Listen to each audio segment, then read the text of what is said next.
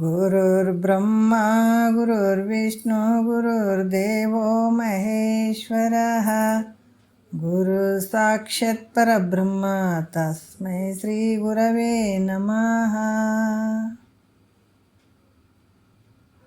ಧ್ಯಾನ ಮೂಲ ಗುರುಮೂರ್ತಿ ಪೂಜ್ಯ ಮೂಲ ಗುರುಪಾದ ಮಂತ್ರ ಮೂಲ ಗುರು ವಾಕ್ಯ ಮುಕ್ತಿ ಮೂಲ ಗುರು ಕೃಪಾಹ. ಶ್ರೋತ್ರಿಯ ಬ್ರಹ್ಮನಿಷ್ಠ ಸದ್ಗುರು ಬಸವಾನಂದರ ಪಾದಕಮಲಗಳಿಗೂ ಹಾಗೂ ಅವರ ಪ್ರತಿರೂಪದಂಥ ನಿಜಗುಣಪ್ಪನವರ ಪಾದಕಮಲಗಳಿಗೂ ನನ್ನ ದೀರ್ಘದಂಡ ಪ್ರಣಾಮಗಳನ್ನು ಸಲ್ಲಿಸುತ್ತಾ, ಸದ್ಗುರು ಮಾರ್ತಂಡ ಸಾಬಾಯಿ ಸದ್ಗುರುಗಳ ಪಾದಕಮಲಗಳಿಗೂ ಹಾಗೂ ರಾಯಪ್ಪ ಸದ್ಗುರುಗಳ ಪಾದಕಮಲಗಳಿಗೂ ನನ್ನ ದೀರ್ಘದಂಡ ಪ್ರಣಾಮಗಳನ್ನು ಸಲ್ಲಿಸುತ್ತಾ, ಗುರು ಸ್ವರೂಪರಾದಂಥ ನನ್ನ ಪತಿದೇವರಿಗೂ ಕೂಡ ನನ್ನ ದೀರ್ಘದಂಡ ಪ್ರಣಾಮಗಳನ್ನು ಸಲ್ಲಿಸುತ್ತಾ, ಮನದಲ್ಲಿ ಸ್ಮರಿಸಿಕೊಳ್ಳುತ್ತಾ, ತಮ್ಮೆಲ್ಲರಿಗೂ ವಂದಿಸುತ್ತಾ, ಇವತ್ತಿನ ನಿಜಗುಣರು ರಚಿಸಿದಂಥ ಕೈವಲ್ಯ ಪದ್ಧತಿ ಒಳಗೆ ಭಾಳಷ್ಟು ವಿಚಾರಗಳನ್ನು ಹೇಳ್ತಾ ಇದ್ದಾರೆ. ಇವಾಗ ಇಂದ್ರಮ್ಮ ಹಾಡಿದಂಥ ಹಾಡು ಭಾಳ ಅದ್ಭುತವಾದಂಥ ಹಾಡು. ಪತ್ರವ ಬರೆದನು ಸದ್ಗುರುರಾಯ, ಅದಕ್ಕೆ ಉತ್ತರನೂ ಬರೆದನು ಅಂತ ಹೇಳುವಂಥದ್ದು. ಹಾಗಾಗಿ ಇಲ್ಲಿ ಮಹಾತ್ಮರು ಕೂಡ ಈ ಕೈವಲ್ಯ ಪದ್ಧತಿ ಒಳಗೆ ಆ ಪತ್ರನೂ ಬರೆದ್ರು, ಉತ್ತರನೂ ಇಟ್ಟರು. ಈ ಕೈವಲ್ಯ ಪದ್ಧತಿ ಒಳಗೆ ನೀತಿ ಕ್ರಿಯಾಚರ್ಯ ಸ್ಥಳದ ಇವಾಗ 21ನೇ ಪದದ ಒಂದು ಸ್ವಲ್ಪ ಕೊನೆಯ ನುಡಿಗಳನ್ನು ತೊಗೊಂಡು ಹೋಗೋಣ, ನೋಡೋಣ ಏನು ಹೇಳ್ತಾ ಇದ್ದಾರೆ. ಈ ಪುಣ್ಯ ಪ್ರಾಪ್ತಿ ಆಗಬೇಕಾಗಿತ್ತಂದ್ರೆ ತಪಸ್ಸು ಬೇಕಾಗ್ತದೆ. ಅದಕ್ಕಾಗಿ ಶರೀರದಿಂದ, ವಾಣಿಯಿಂದ ಮತ್ತು ಮನಸ್ಸಿನಿಂದ ಈ ತಪಸ್ಸನ್ನು ಮಾಡಬೇಕಾಗ್ತದಪ್ಪ. ಮಾಡದೇ ಇದ್ದರೆ ಆಗಂಗಿಲ್ಲ ಅಂತ ಹೇಳುವಂಥ ವಿಚಾರ. ಅದಕ್ಕೆ ಮೊದಲಿನ ಶರಣರೇನು ಮಾಡಿಲ್ಲ ಅಂತೀರಿ ಏನಂದ್ರೆ, ಮೊದಲಿನ ಶರಣರು ಮಾಡಿದ್ದಾರೆ. ಮೊದಲು ಮಹಾತ್ಮರೇನು ಆಗಿದ್ದಾರಲ್ಲ ಅವರೆಲ್ಲರೂ ಮಾಡಿದ್ದಾರೆ. ಅದಕ್ಕೆ ಮಾಡಲಿಲ್ಲವೇ ತಪವನ್ನು ಮಾಡಲಿಲ್ಲವೇ ಕೂಡೆ ಸುಗುಣದೊಡನೆ ತಿಳಿದು ನೋಡಿ ತ್ರಿವಿಧ ಕರಣದಲ್ಲಿ. ಅದಕ್ಕೆ ನೋಡಿ ತ್ರಿವಿಧ ಕರಣದಲ್ಲಿ ಏನಂದ್ರೆ ಕಾಯ ವಾಚ ಮನಸ್ಸ ಕರಣಗಳು, ಇವುಗಳಲ್ಲಿ ಅವರು ತಿಳ್ಕೊಂಡು ಏನು ಮಾಡಿದರು, ಈ ತಪಸ್ಸನ್ನು ಮಾಡಿದ್ರು. ಶರೀರದಿಂದ ಮಾಡುವಂಥ ತಪಸ್ಸು, ವಾಣಿಯಿಂದ ಮಾಡುವಂಥ ತಪಸ್ಸು ಮತ್ತು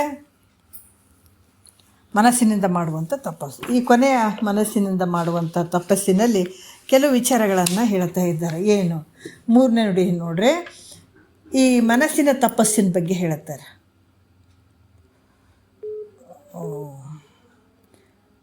ಮನಸ್ಸಿನ ತಪಸ್ಸಿನ ಬಗ್ಗೆ ಹೇಳ್ತಾರೆ. ಅವರು ಏನು ಹೇಳ್ತಾ ಇದ್ದಾರೆ, ಶಮೆ, ವಿವೇಕ, ಆತ್ಮವಿದ್ಯೆ, ದಮೆ, ದಯ, ವಿರಕ್ತಿ, ಯೋಗ, ಅಮಳ ರೂಪ ಶಂಭುಲಿಂಗ, ಅಮರ್ಧ ತೋರೆ ಸುಮನದಲ್ಲಿ ಅನ್ನುವಂಥದ್ದು ಏನು ಹೇಳ್ತಾ ಇದ್ದಾರೆ.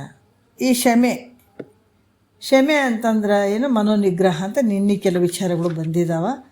ಇಲ್ಲಿ ಆತ್ಮವಿದ್ಯೆ ಅನ್ನುವಂಥದ್ದು ನೋಡ್ಕೊಂಡು ಹೋಗೋಣ. ಯಾಕಂದ್ರೆ ಆತ್ಮವಿದ್ಯೆ ಅನ್ನುವಂಥದ್ದು ಜಗತ್ತಿನಲ್ಲಿ ಎಲ್ಲಕ್ಕಿಂತ ಶ್ರೇಷ್ಠವಾಗಿರುವಂಥದ್ದು. ಅದಕ್ಕೆ ನಾರದ ಮಹರ್ಷಿಗಳಿಗೆ ಕೂಡ ಅವರಿಗೆಲ್ಲ ವಿದ್ಯೆಯನ್ನು ಬಲ್ಲಂಥವ್ರಾಗಿದ್ದರು. ಆವಾಗ ಗುರುಗಳ ಹತ್ರ ಹೋದರು. ಗುರುಗಳೇ, ನನಗೆ ಯಾಕೋ ನೆಮ್ಮದಿ ಇಲ್ಲ, ಏನೋ ಒಂಥರ ಸಮಾಧಾನ ಇರೋಂಗಿಲ್ಲ. ಎಲ್ಲ ವಿದ್ಯೆಗಳನ್ನು ನಾನು ತಿಳ್ಕೊಂಡಿದ್ದೀನಿ, ಕಲ್ತ್ಕೊಂಡಿದ್ದೀನಿ, ಆದರೂ ಯಾಕೋ ಒಂದು ನನಗೆ ಸಮಾಧಾನ ಇಲ್ಲ ಅಂತ ಕೇಳಿದಾಗ ಅವರಂದರು, ಸನತ್ ಕುಮಾರ್ ಗುರುಗಳು ಹೇಳಿದರು, ಅಲ್ಪ ಎಲ್ಲ ವಿದ್ಯೆಯನ್ನು ಬಲ್ಲಂಥವನ್ನ ಆಗಿದ್ದಿ ಖರೆ, ಆದ್ರೆ ಆತ್ಮವಿದ್ಯೆ ಬ್ರಹ್ಮವಿದ್ಯೆ ಏನಾದರೂ ಪಡ್ಕೊಂಡು ಏನು ಅಂತ ಕೇಳಿದರು. ಇದನ್ನು ತಿಳ್ಕೊಂಡು ಏನು ಅಂತ ಕೇಳಿದರು. ಇಲ್ಲ ಅಂತಂದರು. ನೀ ಎಲ್ಲವನ್ನು ತಿಳ್ಕೊಂಡು ಆತ್ಮವಿದ್ಯೆಯನ್ನು ನೀ ತಿಳ್ಕೊಳ್ಳದಿದ್ದರೆ ಎಲ್ಲವೂ ವ್ಯರ್ಥ. ಆದರೆ ಆತ್ಮವಿದ್ಯೆ ಬ್ರಹ್ಮವಿದ್ಯೆಯನ್ನು ತಿಳ್ಕೊಂಡು ಅಂತಂದರೆ ಎಲ್ಲವನ್ನು ತಿಳ್ಕೊಂಡಂಗೆ ಆಗ್ತದೆ ಅಂತ ಹೇಳಿದರು. ಆವಾಗೇ ಗುರುಗಳಿಗೆ ಶರಣಾಗತನಾಗಿ ಇದೇ ಶಾಸ್ತ್ರವನ್ನು, ಇದೇ ವಿಚಾರಗಳನ್ನು ಕೇಳಿದರು. ಯಾರು? ನಾರದ ಮಹರ್ಷಿಗಳು. ಅದಕ್ಕೆ ಇಲ್ಲಿ ಕೂಡ ಇದು ಆತ್ಮವಸ್ತು ಅನ್ನುವಂಥದ್ದು ಸದ್ಗುರುವಿನ ಮುಖಾಂತರನೇ ನಾವು ತಿಳ್ಕೊಳ್ಳೋಕೆ ಸಾಧ್ಯ ಆಗ್ತದೆ. ಅದಕ್ಕೆ ಸಾರೆ ಚೆಲ್ಲದ ಮುಕುತಿ ಗುರು ತೋರಿಸದಲ್ಲದೆ ಕಾಣಿಸ್ತದಣ್ಣ, ಸಾರೆ ಚೆಲ್ಲದ ಮುಕುತಿ. ಹಾಗಾಗಿಬಿಟ್ಟು ಇಂತಹ ಮುಕ್ತಿಯನ್ನು ಪಡ್ಕೊಳ್ಬೇಕಾಗಿತ್ತಂದ್ರೆ ಯಾರಿಂದ ಅದಂದ್ರೆ ಸದ್ಗುರುವಿನಿಂದನೇ ಸಾಧ್ಯ ಆಗ್ತದೆ. ಎಲ್ಲ ಕಡೆ ತುಂಬಿ ಭರಿತವಾಗಿದ್ದಾನೆ ನೋಡ್ರಿ. ಎಲ್ಲಿ ಇಲ್ಲ ಅಂತೀರಿ ಹೇಳ್ರಿ. ಆತ್ಮ ಪರಬ್ರಹ್ಮ ನಿನ್ನ ಸ್ವರೂಪ ಎಲ್ಲ ಕಡೆ ತುಂಬ್ಯದ. ಆದರೆ ಇದನ್ನು ತಿಳಿಸುವಂಥವನ್ನ ಯಾರು? ಸದ್ಗುರು. ಯಾಕಂದರೆ ಶಿಷ್ಯನಾದಂಥವನು ಇದನ್ನು ನಾವು ತನ್ನ ಸ್ವರೂಪವನ್ನು ತಿಳ್ಕೊಳ್ಬೇಕಾಗ್ತದೆ. ಈಗ ತಿಳಿಯುವಂಥದ್ದು ಇದು ಮನಸ್ಸಿಗೆ ಒಂದು ತಪಸ್ಸು ಅಂತ ಕೂಡ ಹೇಳಿದರು. ಈ ದಮೆ ಅಂತಂದರೂ ಕೂಡ, ದಮೆ ಅಂದರೆ ಸ್ವಾಭಾವಿಕವಾಗಿ ವಿಷಯಗಳಲ್ಲಿ ಹೋಗ್ತಾ ಇರುವಂಥ ಇಂದ್ರಿಯಗಳನ್ನು ನಿಗ್ರಹ ಮಾಡುವಂಥದ್ದು. ಅದಕ್ಕೂ ಕೂಡ ದೋಷ ದರ್ಶನ ಮಾಡಿ ಇಂದ್ರಿಯಗಳನ್ನು ನಿಗ್ರಹ ಮಾಡುವಂಥದ್ದಕ್ಕೆ ಇದಕ್ಕೂ ಕೂಡ ದಮೆ ಅಂತ ಕೂಡ ಹೇಳ್ತಾರೆ. ಅವನ್ನ ಹೊರಮುಖ ಆದಂಥ ಇಂದ್ರಿಯಗಳನ್ನು ಅದನ್ನು ಹಿಂದಿರುಗಿಸುವಂಥದ್ದು ಏನಿರ್ತದೆ ಅದಕ್ಕೆ ದಮೆ ಅಂತ ಹೇಳ್ತಾರೆ. ಹೊರಮುಖ ಹೋಗಿದ್ದಾವೆ ನೋಡ್ರಿ ಇಂದ್ರಿಯಗಳು, ಈ ಜ್ಞಾನೇಂದ್ರಿಯಗಳು, ಕರ್ಮೇಂದ್ರಿಯಗಳು ಎಲ್ಲ ಹೊರಮುಖವಾಗಿದ್ದಾವೆ. ಅದನ್ನು ಒಳಮುಖ ಮಾಡುವಂಥದ್ದು, ಅಂತರ್ಮುಖ ಮಾಡುವಂಥದ್ದು, ಅಂದರೆ ಹಿಂದಿರುಗಿಸುವಂಥದ್ದು, ಇದಕ್ಕೆ ದಮೆ ಅಂತ ಹೇಳಿಸ್ಕೊಳ್ತೇವೆ. ಇದು ಒಂದು ಕೂಡ ಮನಸ್ಸಿನ ಒಂದು ತಪಸ್ಸು ಅಂತ ಹೇಳ್ತಾರೆ. ಈ ದಯ ಅಂತಂದ್ರೆ, ದಯ ಒಂದು ಇದು ಕೂಡ ಒಂದು ಜೀವಿ, ಈ ಜೀವಿಗಳೇನು ಅದಾವ ಇವೆಲ್ಲ ಜೀವಿಗಳಲ್ಲಿ ಕರುಣಾ ಬುದ್ಧಿ ಉಳ್ಳಂಥವನ್ನಾಗಿರ್ಬೇಕಾಗ್ತದೆ. ಮನೆಯಲ್ಲಿ ಒಂದು ಸಣ್ಣ ಹುಳು ಐತಿ, ಒಂದು ನರ್ಜ ಐತೆ ಅಂದ್ರೆ ಕೂಡ ಅದು ನಿನ್ನ ಸ್ವರೂಪನೇ. ಯಾಕಂದ್ರೆ ಅದರಲ್ಲಿ ಜೀವಾತ್ಮ ಐತೆ. ಅದರಲ್ಲಿರುವಂಥ ಆತ್ಮ ನಿನ್ನಲ್ಲಿರುವಂಥ ಆತ್ಮ ಒಂದೇ, ಆದರೆ ಶರೀರ ಬೇರೆ ಅದಾವ ಅಷ್ಟೇ ಹೊರತಾಗಿ. ಭಾಳ ಸಣ್ಣ ನರ್ಜು ಥರ ಇರ್ಬೋದು, ನೊಣದ ಥರ ಇರ್ಬೋದು, ಸೊಳ್ಳೆ ಥರ ಇರ್ಬೋದು. ಅದೆಲ್ಲ ನಮಗೆ ಶರೀರ ಈ ಥರ ತೋರ್ತದೆ, ಗಿಡ ಮರಗಳ ಥರ ತೋರ್ತದೆ, ಪ್ರಾಣಿ ಪಕ್ಷಿಗಳ ಥರ ತೋರ್ತದೆ. ಯಾಕಂದರೆ ಈ ಶರೀರ ಉಪಾಧಿಗಳಿಂದ ಬಂದಂಥದ್ದು, ಒಳಗಡೆ ಇರುವಂಥ ಆತ್ಮ ಚೈತನ್ಯ ಒಂದೇ ಇರುವಂಥದ್ದು. ಅದಕ್ಕೆ ಇವೆಲ್ಲವುಗಳಲ್ಲಿ ಏನಾಗ್ತದೆ ಅಂತಂದ್ರೆ ದಯ ಬುದ್ಧಿ ಇರುವಂಥದ್ದು. ಅದಕ್ಕೆ ಈ ಬುದ್ಧಿ ಉಳ್ಳಂಥವನ್ನಾಗುವಂಥದ್ದು. ಈ ದಯಾಗುಣಕ್ಕಿಂತಲೂ ಹೆಚ್ಚಿನ ಧರ್ಮ ಯಾವುದೂ ಇಲ್ಲ. ಅದಕ್ಕೆ ದಯವಿಲ್ಲದ ಧರ್ಮವಾವುದಯ್ಯ ಅಂತ ಹೇಳ್ತಾರೆ. ಬಸವಣ್ಣವರು ಕೂಡ ಕರುಣದಿಂದ ಅತಿಶಯ ವಹ ಧರ್ಮ ಉಂಟೆ ಅಂತ ಹೇಳ್ಯಾರ ಅವರು. ಧರ್ಮ ಅಂತಂದ್ರೆ ಹಿಂಸೆ ಮಾಡುವಂಥದ್ದು, ಹಂಗಿಂಗೆ ಅನ್ನೋದು ಆ ಥರ ಧರ್ಮ ಅಲ್ಲ. ಹಿಂಸಾದಿಗಳಿಗೆ ಪ್ರಚೋದನೆ ಕೊಡುವಂಥವು ಧರ್ಮ ಅಲ್ಲ. ಧರ್ಮ ಅಂತಂದ್ರೆ ಏನು ಅಂತಂದ್ರೆ ಈ ಕರುಣೆ, ದಯವಿಲ್ಲದ ಧರ್ಮವಾವುದಯ್ಯ. ಕರುಣೆ, ಎಲ್ಲರನ್ನು ಒಂದುಗೂಡಿಸುವಂಥದ್ದು, ನಾವು ನಮ್ಮವರು ಅನ್ನುವಂಥದ್ದು, ಕಷ್ಟದಲ್ಲಿ ಸಹಾಯ ಮಾಡುವಂಥದ್ದು, ಈ ಭಾವ ಬರುವಂಥದ್ದು. ಅದಕ್ಕೆ ಕರುಣದಿಂದ ಅತಿಶಯ ವಹ ಧರ್ಮ ಮುಂಟೆ ಅಂತ ನಿಜಗುಂಡ್ರು ಕೂಡ ಹೇಳಿದರೆ, ಇದೇ ಕೈವಲ್ಯ ಪದ್ಧತಿಯಲ್ಲಿ ಕೂಡ ಅವರು ಹೇಳಿದ್ದಾರೆ. ಈ ರೀತಿ ಎಲ್ಲ ರೀತಿಯಿಂದ ನೋಡುವಂಥದ್ದು ಏನೈತಲ್ಲ, ಇದು ದಯೆಗಿಂತ ಧರ್ಮ ಯಾವುದು ಇಲ್ಲ ಅನ್ನುವಂಥದ್ದು. ಅದರಿಂದ ಮನುಷ್ಯ ದಯಾಗುಣವನ್ನು ಸಂಪಾದಿಸಬೇಕು, ದಯೆ ಇರಬೇಕು. ಸಕಲ ಜೀವರಾಶಿಗಳ ಮೇಲೆ ದಯೆ ಇರಬೇಕು. ಅದಕ್ಕೆ ಇದನ್ನು ಸಂಪಾದನೆ ಮಾಡುವಂಥದ್ದು ಕೂಡ ಒಂದು ಮನಸ್ಸಿನ ತಪಸ್ಸು ಅಂತ ಹೇಳಿದರು ಅವರು. ಮತ್ತು ವಿರಕ್ತಿ ಅನ್ನುವಂಥದ್ದು ಭಾಳ ಮುಖ್ಯ. ಯಾಕಂದ್ರೆ ನಾವು ಎಲ್ಲವನ್ನು ಪಡ್ಕೊಂಡಾಗ ಸುಖ ಅಂತ ಹೇಳ್ತೀವಿ, ಎಲ್ಲವನ್ನು ತ್ಯಾಗ ಮಾಡಿದಾಗ ಸುಖ ಐತೆ ಅಂತ ಮಹಾತ್ಮರು ಹೇಳ್ತಾರೆ. ಎಷ್ಟು ನಾವು ವಿಷಯಾದಿಗಳಿಂದ ಬೆನ್ನು ಹತ್ತಿತೀವಿ ಅಷ್ಟು ನಮ್ಗೆ ಒಂದು ಸಂತೋಷ, ಸುಖ, ಆನಂದ, ನೆಮ್ಮದಿ ಇರೋಂಗಿಲ್ಲ. ಅದರಲ್ಲಿ ಸುಖ ಐತೆ ಅಂತ ನಾವು ಹೋಗ್ತಾ ಇದ್ದೀವಿ. ಆದರೆ ಮಹಾತ್ಮರು ಹೇಳ್ತಾರೆ ಎಲ್ಲವನ್ನ ತ್ಯಾಗ ಮಾಡಿದಾಗ ನಿನಗೆ ಸುಖ ಐತೆ ಅಂತ ಅವ್ರು ಹೇಳ್ತಾರೆ. ಅದಕ್ಕೆ ವಿರಕ್ತಿ ಅಂತಂದ್ರೆ ಈ ಒಂದು ಇಹಲೋಕದಲ್ಲಿರುವಂಥ ವಿಷಯಗಳು ಇವೇನಾಗ್ತಾವೆ, ಒಂದು ಸಲ ತೋರ್ತಾವೆ, ಒಂದು ಸಲ ಇಲ್ದಂಗೆ ಆಗ್ತಾವೆ, ಒಂದು ಸಲ ಬಂದಂಗೆ ಆಗ್ತದೆ. ಈ ಆನಂದ ತೋರ್ದಂಗೆ ಆಗ್ತದೆ, ಒಂದು ಸಲ ಇಲ್ದಂಗೆ ಆಗ್ತದೆ. ಈ ಸ್ವಭಾವದ ಮೂಲಕ ಇದೇನಾಗ್ತದೆ, ಅನಿತ್ಯಗಳಾದಂಥ ವಿಷಯಾದಿಗಳು. ಇಲ್ಲಿ ವಿಷಯಾದಿಗಳು ಸತ್ಯ ಅದಾವೇನೋ, ನಾವು ಮಾಡುವಂಥ ಸಂಸಾರ ಸತ್ಯ ಅಂದರೆ ಎಲ್ಲರಿಗೂ ಗೊತ್ತದ. ಅದಕ್ಕೆ ತತ್ವ ಎಲ್ಲ ಕಡೆನೂ ಇದೆ, ಎಲ್ಲರಿಗೂ ಗೊತ್ತಿದೆ ಅಲ್ಲ, ಗೊತ್ತಿಲ್ಲ ಅಂತಲ್ಲ, ಎಲ್ಲರಿಗೂ ಗೊತ್ತಿದೆ. ಯಾಕಂದರೆ ಇದು ಯಾವುದು ಶಾಶ್ವತ ಅಲ್ರಿ, ಎಲ್ಲರೂ ಒಂದಲ್ರಿ ಒಂದು ಸಲ ಬಿಟ್ಟು ಹೋಗ್ತೀವಿ ರೀ, ಹಿಂಗೆ ಐತ್ರಿ ಅಂತ ಬರೀ ಬಾಯಿ ಮಾತಲ್ಲಿ ಹೇಳ್ತೀವಿ. ಆದರೆ ಒಳಗಡೆ ಇಳಿದಿಲ್ಲ ನಮಗೆ ಆ ಭಾವ, ಒಳಗಡೆ ಪೂರ್ತಿಯಾಗಿ ಯೋಚನೆ ಮಾಡಿಲ್ಲ. ಅದಕ್ಕೆ ಇಹಲೋಕದ ಭೋಗಗಳು ಹೆಂಗದಾವ ಅಂತಂದ್ರೆ ಮಿಥ್ಯೆ ಅದಾವು, ಅನಿತ್ಯದಿಂದ ಕೂಡಿದಾವೆ. ಅದಕ್ಕೆ ಪರಲೋಕದ ವಿಷಯಗಳು ಕೂಡ ಹೆಂಗದಾವಪ್ಪ ಅಂದ್ರೆ ಅವನು ಮಿಥ್ಯೆ ಅದಾವೆ. ಸಾತಿಶಯ, ಕ್ಷಯ, ಪತನ, ಈ ಮೂರು ದುಃಖಗಳಿಂದ, ಈ ಮೂರು ಗುಣದೋಷಗಳಿಂದ ಕೂಡ್ಕೊಂಡಿದ್ದಾವೆ. ಸ್ವರ್ಗಾದಿ ಭೋಗಗಳು ಕೂಡ ಅವು ಕ್ಷಯ ಆಗ್ತಾವೆ. ಅದಕ್ಕೆ ಇದನ್ನು ತಿಳ್ಕೊಂಡು ಅವುಗಳನ್ನು ತ್ಯಾಗ ಮಾಡುವಂಥದ್ದು ಏನಿರ್ತದೆ, ಇವುಗಳನ್ನು ತಿಳ್ಕೊಂಡು ಇಹಲೋಕದ ಭೋಗಗಳನ್ನು ಮತ್ತು ಪರಲೋಕದ ಭೋಗಗಳನ್ನು ತ್ಯಾಗ ಮಾಡುವಂಥದ್ದೇ ವಿರಕ್ತಿ. ವೈರಾಗ್ಯ ಅಂದ್ರೇನು ಅಂದ್ರೆ ಇವು ನಾವು ಶರೀರದಿಂದ ಬಿಟ್ಕೊಂಡು ಹೋದಾಗ ವೈರಾಗ್ಯ ಅಂತ ನಮ್ಮ ಕಲ್ಪನೆ ಬರ್ತದೆ.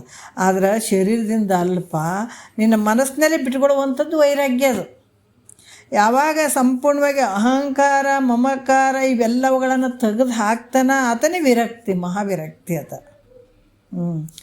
ವೈರಾಗ್ಯ ಅಂದರೆ ಏನಂತಂದ್ರೆ ನಾವು ಮನೆ ಬಿಟ್ಟು ಎಲ್ಲೋ ಒಂದು ಕಡೆ ಹೋಗಿ ಕೂತ್ಕೊಂಡಾಗ ವೈರಾಗ್ಯ ರೀ ಹಂಗ್ರಿ ಅಂತ ಅಲ್ಲ. ಅದು ಮನಸ್ಸಿನಲ್ಲೇ ಇರುವಂಥದ್ದನ್ನು ಏನು ಅಹಂಕಾರ ಮಮಕಾರ ಇವೆಲ್ಲವನ್ನು ಬಿಟ್ಕೊಡ್ಬೇಕಾಗ್ತದೆ. ಇದು ವಿರಕ್ತಿ ಅಂತ ಅನಿಸ್ಕೊಳ್ತದೆ. ಇದಕ್ಕೆ ಬೀಜ ರೂಪ ಕಾರ್ಯಗಳು ಕೂಡ ಅದ ವಿರಕ್ತಿಗೆ ಹಿಂದೆ ಹೇಳಿದ್ದಾರೆ. ಅದಕ್ಕೆ ಈ ವಿಷಯಗಳಲ್ಲಿ ದೋಷ ದರ್ಶನವೇ, ಈ ವಿಷಯಗಳಲ್ಲಿ ದೋಷ ದರ್ಶನ ನಮಗಾಗುವಂಥದ್ದು ಬೀಜ ಅಲ್ಲ. ಇದಕ್ಕೂ ಒಂದು ಹಣ್ಣಿಗೆ ನೋಡ್ರಿ ಭಾಳ ಸೂಕ್ಷ್ಮದ ವಿಚಾರ. ಒಂದು ಹಣ್ಣು, ಒಂದು ಗಿಡ ಹಾಕಬೇಕಾದ್ರೆ ಅಲ್ಲಿ ಕೂಡ ಏನಾಗ್ತದೆ, ಒಂದು ಹೂವು ಆಗ್ತದೆ, ಬೀಜ ಆಗ್ತದೆ, ಹೂವು ಆಗ್ತದೆ, ಹಣ್ಣು ಆಗ್ತದೆ. ಅದು ಕೂಡ ಇವಕ್ಕೂ ಅದಾವ ಅಂತ ಹೇಳ್ತಾರೆ ಅವರು. ಯಾವ ರೀತಿ ವಿರಕ್ತಿಗೂ ಕೂಡ ಬೀಜ ಮತ್ತು ರೂಪ ಕಾರ್ಯ ಐತೆ. ಬೀಜ ರೂಪ ಕಾರ್ಯ. ಈ ಬೀಜ ಅಂತಂದರೆ ಏನಪ್ಪ ಅಂದರೆ ವಿಷಯಗಳೇ ದೋಷ ದರ್ಶನ, ಇದು ವಿರಕ್ತಿಗೆ ಬೀಜ ಅಂತ ಅನಿಸ್ಕೊಳ್ತದೆ. ವಿಷಯಗಳ ಒಂದು ದೋಷ ದರ್ಶನ ನಮಗೆ ಯಾವಾಗ ಆಗ್ತದೆ ಆವಾಗ ನಮ್ಗೆ ವೈರಾಗ್ಯದ ಬೀಜ ಆದಂಗೆ ಅದು. ಇಲ್ಲಾಂದ್ರೆ ವಿಷಯಾದಿಗಳ ದೋಷ ದರ್ಶನ ಆಗಲಿಲ್ಲ ಅಂದ್ರೆ ನಮ್ಗೆ ವೈರಾಗ್ಯ ಬರೋಂಗಿಲ್ಲ. ಮತ್ತು ಮನಸ್ಸು ಸ್ವಲ್ಪ ಮುಚ್ಕೊಂಡು ಕುಂತಿರ್ತದೆ. ಮತ್ತು ತಿರ್ಗಾ ಆ ವಿಷಯಾದಿಗಳ ಮೇಲೆ ಮನಸ್ಸು ಎರಗ್ತದೆ. ಯಾವಾಗ ಆ ವಿಷಯಗಳ ದೋಷ ದರ್ಶನ ನಮಗಾಯ್ತು ಅಂದ್ರೆ ತಿರ್ಗಾ ಹೋಗಂಗಿಲ್ಲ ಅದು ಮತ್ತೆ ಮನಸ್ಸು. ಅದಕ್ಕೆ ಯಾವಾಗ ಹೋಗಂಗಿಲ್ಲ ಅದು ವೈರಾಗ್ಯದ ಬೀಜ ಅಂತ ಅನ್ಸ್ಬೋದು, ವೈರಾಗ್ಯಕ್ಕೆ ಬೀಜ. ಮತ್ತು ರೂಪ ಕಾರ್ಯಗಳು ಯಾಕಂದರೆ ಇದು ಹೆಂಗದಂದರೆ ಅವುಗಳನ್ನು ಯಾವುದಾದ್ರೂ ಒಂದು ರೀತಿಯಿಂದ ತ್ಯಾಗ ಮಾಡುವಂಥದ್ದಕ್ಕೆ ಅದು ರೂಪ ಆಗ್ತದೆ. ವಿಷಯಗಳ ದೋಷ ದರ್ಶನ ನಮಗಾಯ್ತಂದ್ರೆ ಯಾವುದೋ ಒಂದು ರೂಪದಿಂದ ಅನುವಿನಿಂದ ಬಿಟ್ಕೊಂಡ್ಬಿಡೋದು. ಅದು ಬಿಟ್ಕೊಂಡ್ಬಿಡೋದಕ್ಕೆ ಏನಾಗ್ತದೆ, ಅದು ರೂಪು ಅಂತ ಅನ್ಸ್ಕೊಳ್ತದೆ, ವೈರಾಗ್ಯದ ರೂಪು ಅನ್ಸ್ಕೊಳ್ತದೆ. ಮತ್ತು ತ್ಯಾಗ ಮಾಡಿದ ವಿಷಯಗಳಲ್ಲಿ ಪುನಃ ಮನಸ್ಸು ಹಾಕದೇ ಇರುವಂಥದ್ದು, ಬಿಟ್ಟ ಮಲದಂತೆ ಅಂತ ಹೇಳ್ತಾರೆ ಮಹಾತ್ಮರು. ಯಾವುದಂದ್ರೆ ವಿಷಯವನ್ನು ಬಿಟ್ಟು ಅಂದ್ರೆ ಅದು ಬೇಡ ಅಂತ ವಿಷಯದ ದೋಷ ದರ್ಶನ ಆಯ್ತಂದ್ರೆ ಬಿಟ್ಟು ಮಲದಂಗೆ ನೋಡಂತಾರೆ ಅವರು. ಅದಕ್ಕೆ ಇದನ್ನು ತ್ಯಾಗ ಮಾಡಿದ ಮೇಲೆ ಪುನಃ ಎರುಗದೇ ಇರುವಂಥ ಮನಸ್ಸಿಗೆ ಅದು ಕಾರ್ಯ ಅಂತ ಅನ್ಸ್ಕೊಳ್ತದೆ, ವೈರಾಗ್ಯದ ಒಂದು ಕಾರ್ಯ. ಈ ರೀತಿಯಿಂದ ವಿರಕ್ತಿಯನ್ನು ಸಂಪಾದನೆ ಮಾಡುವಂಥದ್ದು ಕೂಡ ಒಂದು ಮನಸ್ಸಿನ ತಪಸ್ಸಪ್ಪ ಅಂತ ಹೇಳಿದರು. ಮತ್ತೀಗ ಯೋಗದ ಬಗ್ಗೆ ಹೇಳ್ತಾರೆ. ಯೋಗ ಅಂದ್ಗಳೇ ನಾವು ಮೈ ಕೈ ಬಗ್ಗಿಸೋದು ಮಾಡೋದು, ಅದು ಯೋಗ. ಅದಕ್ಕೆ ನಾವು ಕೆಳಗಿನ ಒಂದು ವಿಚಾರದಲ್ಲಿ ಅದನ್ನು ಹೇಳ್ತೀವಿ ಯೋಗ ಅಂತ ಹೇಳಿಬಿಟ್ಟು. ಆದರೆ ಯೋಗ ಅಂತಂದ್ರೆ ಏನಪ್ಪ ಅಂದ್ರೆ ಇಲ್ಲಿ ಯೋಗ ಅಂದರೆ ಕೂಡುವಿಕೆ, ಯೋಗ ಅಂದರೆ ಕೂಡುವಂಥದ್ದು, ವಿಯೋಗ ಅಂದರೆ ಅಗಲುವಂಥದ್ದು. ಅದೆಲ್ಲ ಗೊತ್ತಲ್ಲ. ಯೋಗ ವಿಯೋಗ ಎರಡಿರ್ತಾವೆ. ಈ ಯೋಗ ಅಂದರೆ ಕೂಡುವಿಕೆ, ವಿಯೋಗ ಅಂತಂದ್ರೆ ಅಗಲುವಿಕೆ. ಪರಮಾತ್ಮನಲ್ಲಿ ಏಕತ್ವ ಹೊಂದುವಂಥದ್ದು ಯೋಗ. ದೊಡ್ಡ ಶ್ರೇಷ್ಠವಾದಂಥ ಯೋಗ ಇದು. ಯೋಗ ಅಂತ ನೋಡ್ರಿ, ಈಗ ನಾವು ಈ ಶರೀರದಿಂದ ಮೈ ಕೈ ಬಗ್ಗಿಸಿ ಅದು ಯೋಗ ಮಾಡ್ತೀವಲ್ಲ, ಅಲ್ಲಿ ಕೂಡ ಮನಸ್ಸು ಆ ಕಡೆ ಈ ಕಡೆ ಬಿಡೋಂಗಿಲ್ಲ. ಅದು ಶರೀರದ ಜೊತೆನೇ ಮನಸ್ಸು ಇರಬೇಕು, ಅದನ್ನು ಯೋಗ ಆಗ್ತದೆ. ಅಲ್ಲಿಂದ ನಾವು ಸ್ಟೆಪ್ ಬೈ ಸ್ಟೆಪ್ ಮೇಲ್ಗಡೆ ಬಂದಾಗ ಇದು ದೊಡ್ಡ ಶ್ರೇಷ್ಠವಾದಂಥ ಯೋಗ ಯಾವುದು ಅಂತಂದ್ರೆ ಇದು ಪರಮಾತ್ಮನಲ್ಲಿ. ಯಾಕಂದ್ರೆ ಇದು ಜೀವಾತ್ಮನು ಪರಮಾತ್ಮನಲ್ಲಿ ಏಕತ್ವ ಒಂದೇ ಇರುವಂಥದ್ದು, ಒಂದೇ ಆಗುವಂಥದ್ದು. ಇದು ಏನು ಒಂದೇ ರೀತಿಯಾಗಿ ತೋರ್ತದಲ್ಲ, ಅದು ಕೂಡ ಯೋಗ ಅಂತ ಕೂಡ ಹೇಳ್ತಾರೆ. ಅದು ಶ್ರೇಷ್ಠವಾದಂಥ ಯೋಗ. ಇಂಥ ಯೋಗವನ್ನು ಮಾಡುವಂಥದ್ದು ಏನಿರ್ತದೋ ಅದು ಒಂದು ಮಾನಸಿಕ ತಪಸ್ಸು, ಒಂದು ಗೂಡುವಿಕೆ. ಅಂದ್ರೆ ಜೀವತ್ವ ಭಾವ ಹೋಗುವಂಥದ್ದು, ಪರಮಾತ್ಮನ ಸ್ವರೂಪ ಆಗುವಂಥದ್ದು. ಆ ಭಾವ ಎಲ್ಲ ಲಯ ಆಗಿಬಿಡ್ತದೆ ನೋಡ್ರಿ. ಲಯ ಆದಾಗ ನೀನು ಪರಮಾತ್ಮನ ಸ್ವರೂಪನೇ ಇರ್ತೀವಿ. ಅದು ಶ್ರೇಷ್ಠವಾದಂಥ ಯೋಗ.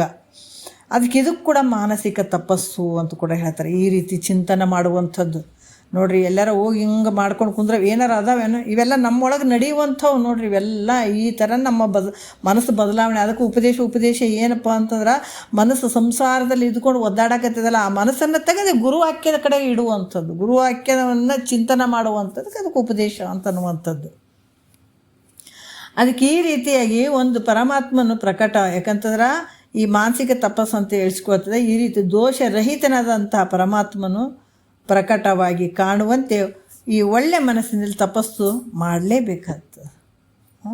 ಪರಮಾತ್ಮ ನಮಗೆ, ಯಾಕಂದ್ರೆ ದೋಷರಹಿತನಾದಂಥ ಪರಮಾತ್ಮ ನಮಗೆ ಪ್ರಕಟ ಆಗಬೇಕಾಗಿತ್ತು ಅಂತಂದ್ರೆ ಒಳ್ಳೆ ಮನಸ್ಸಿನಲ್ಲೇ ಪ್ರಕಟ ಆಗ್ತಾನತ್ತ. ಇಲ್ಲಾಂದ್ರೆ ಬೇರೆ ಮನಸ್ಸಿನಲ್ಲಿ ಇವ್ಯಾವುದೂ ಅರ್ಥ ಆಗಂಗಿಲ್ಲ. ನಮ್ಮಲ್ಲಿ ಭಾಳಷ್ಟು ಕಲ್ಮಶ ಇಟ್ಕೊಂಡು ಕೂತ್ಕೊಂಡ್ರು ಕೂಡ ಈ ವಿಷಯಗಳು ಅರ್ಥ ಆಗಂಗಿಲ್ಲ. ಅದಕ್ಕೆ ಮಲ ವಿಕ್ಷೇಪ ದೋಷ ಅಂತಾರೆ ಇವು. ಮಲವಿಕ್ಷೇಪ ದೋಷ ಎಲ್ಲಿ ಕಳ್ಕೊಳಕ್ಕೆ ಸಾಧ್ಯ ಆಯ್ತಂದ್ರೆ ಕರ್ಮ ಮತ್ತು ಉಪಾಸನೆಗಳಲ್ಲಿ ಕಳ್ಕೊಳಕ್ಕೆ ಸಾಧ್ಯ ಆಗ್ತದೆ.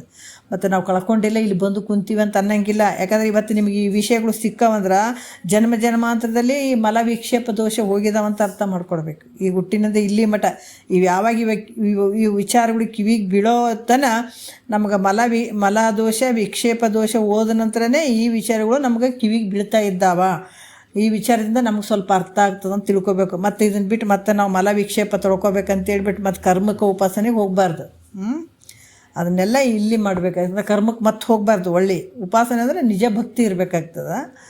ಅಲ್ಲಿ ಕರ್ಮದಲ್ಲಿ ಏನಪ್ಪ ಅಂತಂದ್ರೆ ಅಲ್ಲಿ ಕರ್ಮಗಳನ್ನು ಮಾಡುವಂಥದ್ದು ಇಲ್ಲರಿ, ಮಲವಿಕ್ಷೇಪ ನಾವು ಕಳ್ಕೊಡ್ಬೇಕಂತ ಇವೆರಡು ಮಾಡಬೇಕಾಗ್ತದೆ ಅಂತ ಹೋಗಂಗಿಲ್ಲ. ಯಾಕಂದ್ರೆ ಇಲ್ಲಿ ಕೂಡ ಶ್ರೇಷ್ಠವಾದಂಥ ವಿಚಾರಗಳು ಸಿಗ್ತಾವಂದ್ರೆ ಹಿಂದೆ ಮಾಡಿದದಕ್ಕೆ ಇವೆಲ್ಲ ಸಿಗ್ತಾ ಇದ್ದಾವಂತ ತಿಳ್ಕೊಬೇಕು.